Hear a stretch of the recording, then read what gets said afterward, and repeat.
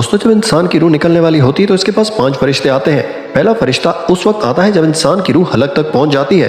फरिश्ता आकर कहता है कि तेरा ताकतवर बदन कहाँ गया, आज ये इतना बेबस क्यों है। जब रूह निकल जाती है तब दूसरा फरिश्ता आकर कहता है तेरा माल और दौलत कहाँ गया जो तूने जमा किया था। और जब इसका जनाजा उठाया जाता है तो तीसरा फरिश्ता आकर कहता है कि आज तू इतने लंबे सफर के लिए निकल गया है कि आज से पहले तूने इतना लंबा सफर तय नहीं किया।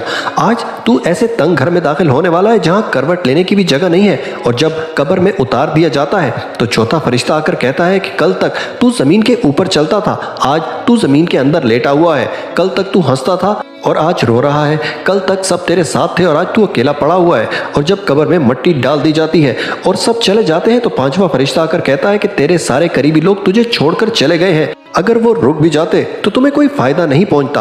आज या तो तुमको जन्नत की खुशखबरी मिलेगी या फिर जहन्नम का दर्दनाक अजाब। अल्लाह पाक हम सबको ईमान पर मौत नसीब अता फरमाए।